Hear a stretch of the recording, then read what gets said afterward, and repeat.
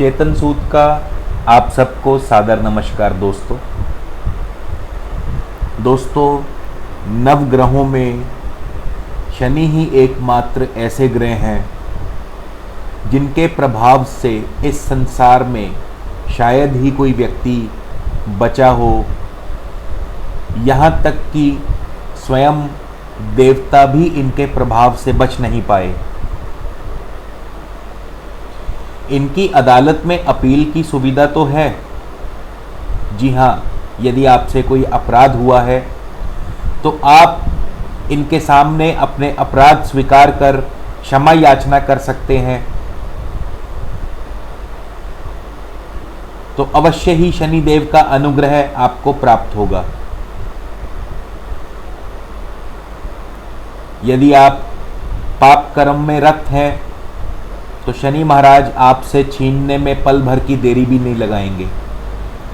और यदि आप शुभ कर्मों में रत हैं, धार्मिक कर्मों में लीन हैं, तो शनि देव की कृपा दृष्टि आपको पल भर में रंक से राजा बना देगी। शनिदेव ये नहीं चाहते कि आप अपना कर्म छोड़कर उनकी पूजा करें।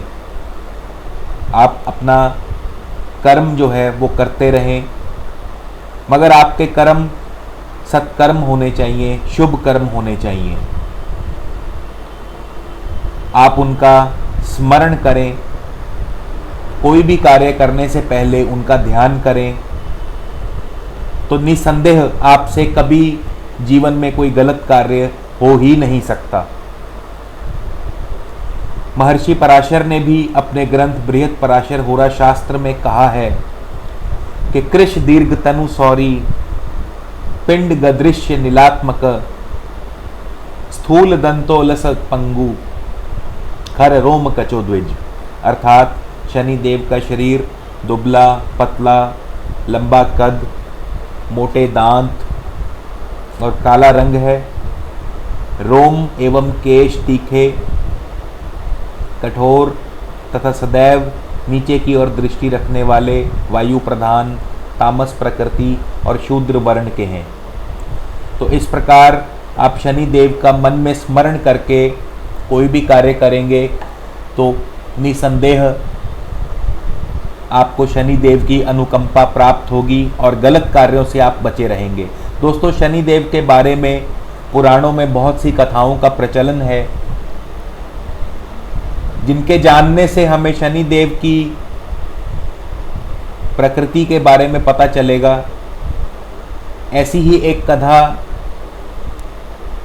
जब शनि देव का जन्म हुआ, शनि देव सूर्य पुत्र हैं और छाया की संतान हैं, छाया के गर्भ से इनका जन्म हुआ। तो कहते हैं कि इनके जन्म के समय जब इनकी दृष्टि सूर्य देव पर पड़ी तो उन्हें कुष्ठ रोग हो गया और उनके सारथी अरुण भी पंगु हो गए थे। शनि के भाई का नाम यम और बहन का नाम यमुना है। शनिदेव बचपन से ही नटखट और शरारती थे। इनकी अपने बहनों भाइयों से बनती नहीं थी। जब सभी युवा हुए तो सूर्यदेव ने सबको राज्य बांट दिए, परंतु शनिदेव इससे खुश नहीं थे। यही सोचकर उन्होंने ब्रह्मा जी का तप आरंभ कर दिया और ब्रह्मा जी शनिदेव की तपस्या से प्रसन्न हुए और शनि से वर मांगने को कहा।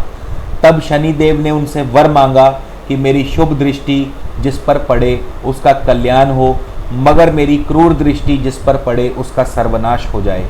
ब्रह्मा जी ये कहकर अंतर्ध्यान हो गए। इसके पश्चात शनिदेव ने अपने सभी भाइयों का राजपाट छीन लिया। तो सभी भाई दुखी होकर भगवान भोले शंकर जी के पास गए और उनसे हस्तक्षेप करने के लिए निवेदन किया। इस पर महाराज शंकर ने, भगवान शिव ने शनिदेव को बुलाकर समझाया और उन्हें इस संसार के कर्मों का लेखा जोखा, इस संसार के प्रत्येक व्यक्ति के कर्मों के आधार पर उसे उसका फल देने का कार्यभार सौंप दिया।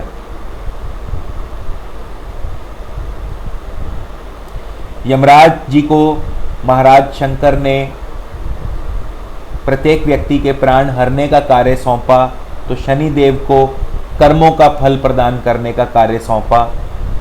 और ये भी कहा कि हे शनिदेव, कलयुग में आपकी सबसे ज़्यादा महत्ता होगी। और तब से लेकर आज तक शनिदेव अपने कर्तव्य का पालन कर रहे हैं। एक अन्य पौराणिक कथा के अनुसार एक बार जब श्री गणेश जी का जन्मदिन मनाया जा रहा था, तब उत्सव में सभी देवता मौजूद थे और शनिदेव भी वहाँ सम्मिलित थे, मगर उन्होंने अपनी दृष्टि नीचे रखी थी। तो माँ पार्वती ने उनसे कहा कि हे शनिदेव, लगता है आप मेरे पुत्र के जन्मदिन पर खुश नहीं हैं। तो उन्होंने कहा, माते, ऐसी बात नहीं, मैं आपके पुत्र के जन्मदिन पर बहुत खुश हूँ, मगर मैं अपनी दृष्टि उन पर नहीं डाल सकता, कहीं कोई अनर्थ ना हो जाए। तो माँ पार्वती मानी नहीं, और जैसे ही शनिदेव ने गणेश जी पर अपनी दृष्टि डाली तो उनका शीश धड़ से अलग हो गया। इसी प्रकार एक अन्य पुराण के अनुसार एक बार भगवान शिव जी ने शनिदेव से कहा कि ठीक है, मैं तुम्हारी परीक्षा लेता हूँ, तुम कल प्रातःकाल आना और मुझ पर अपनी दृष्टि डालना। तब शनि महाराज ने कहा कि हे प्रभु, आपका ही दिया हुआ वर है, यदि मैं आप पर दृष्टि डालूंगा तो इसमें आपका ही अनिष्ट होगा। तो शिव जी ने कहा, कोई बात नहीं, देखते हैं। जब अगले दिन शनिदेव भगवान शिव के दर्शनों के लिए गए, तो भगवान शिव, जो कि पहले ही किसी गुप्त स्थान पर छिप गए थे, तो शनिदेव ने माँ पार्वती से पूछा कि हे माँ, भगवान शंकर, भगवान शिव कहाँ हैं? तो उन्होंने अनभिज्ञता जताई। तो अगले दिन जब शनिदेव फिर दोबारा भगवान शंकर के पास गए, तो उन्होंने कहा, देखा, आपकी दृष्टि का मुझ पर कोई असर नहीं हुआ। तो शनिदेव ने कहा, हे प्रभु, मेरी दृष्टि के डर से आप तो पहले ही जंगलों में जाकर विचर रहे थे। तो इस प्रकार शनिदेव की दृष्टि से स्वयं ईश्वर, स्वयं देवता तक नहीं बच पाए, तो हम और आप क्या चीज़ हैं।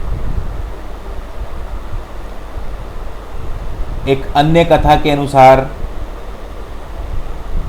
जब हनुमान जी ने लंका को जलाया तो लंका काली नहीं हुई, तो हनुमान जी के आश्चर्य का कोई ठिकाना ना रहा। तब उन्होंने रावण के कारावास में देखा कि भगवान शनिदेव वहाँ बंधनों में जकड़े हुए थे। तो हनुमान जी ने उन्हें वहाँ से आज़ाद करवाया, और जैसे ही शनिदेव आज़ाद हुए, लंका काली हो गई। तो इस प्रकार अन्य अन्य पुराणों में शनिदेव के बारे में, अन्य अन्य कथाओं के बारे में मैंने आपसे चर्चा की। दोस्तों, शनिदेव का हमारे जीवन पर भी बहुत अधिक गहरा प्रभाव पड़ता है।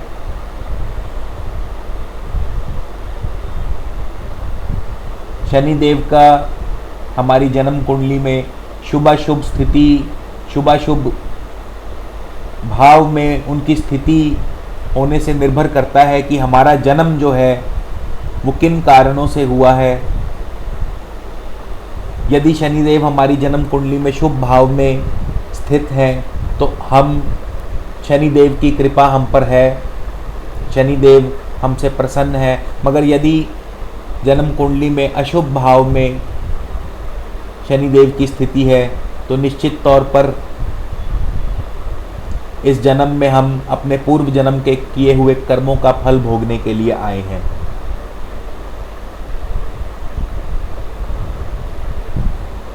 संक्षेप में शनिदेव का द्वादश भावों में या चंद्रमा से द्वादश भावों में जो फल है उसके बारे में मैं आपसे संक्षेप में जिक्र करूंगा। चंद्रमा जिस भाव में विराजमान हो, यदि शनिदेव गोचरवश उस भाव में भ्रमण करें, तो जातक को रोग, कष्ट और ऋण की वृद्धि होती है। इसे साढ़सती का मध्य भाग भी कहा जाता है।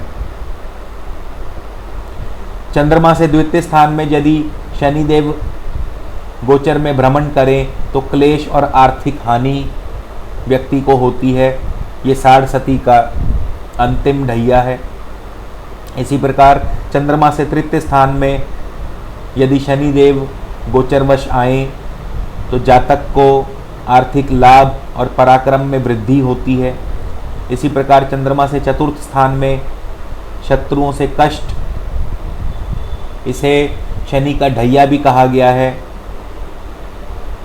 पंचम स्थान में शनि देव आए तो आर्थिक हानि, संतान को कष्ट आदि फल प्राप्त होते हैं। इसी प्रकार चंद्रमा से षष्ठ स्थान में यदि शनि महाराज गोचरवश आए तो शत्रुओं का नाश, रोगों से मुक्ति, आर्थिक लाभ व्यक्ति को मिलता है। इसी प्रकार शनि देव यदि चंद्रमा से सप्तम स्थान में आए तो अनिष्ट, ग्रस्त सुख में कलेश, ग्रस्त सुख में कष्ट, जीवन साथी को कष्ट आदि फल प्राप्त होते हैं। इसी प्रकार चंद्रमा से यदि अष्टम स्थान में शनि गोचरवश आए, शारीरिक कष्ट, दुर्घटना।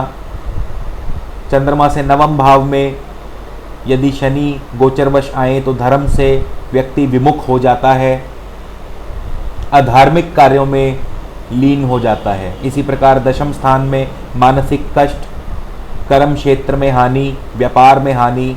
एकादश स्थान में यदि शनि महाराज गोचरवश आए तो जातक को लाभ होता है, प्रत्येक बाधाओं का निवारण होता है।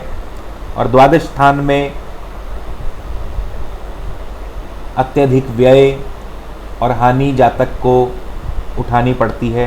तो इस प्रकार द्वादश भावों में एक संक्षिप्त सा फल मैंने आपको बतलाया। आगे चलकर शनि देव के बारे में और भी चर्चा करूंगा। तब तक के लिए नमस्कार, धन्यवाद।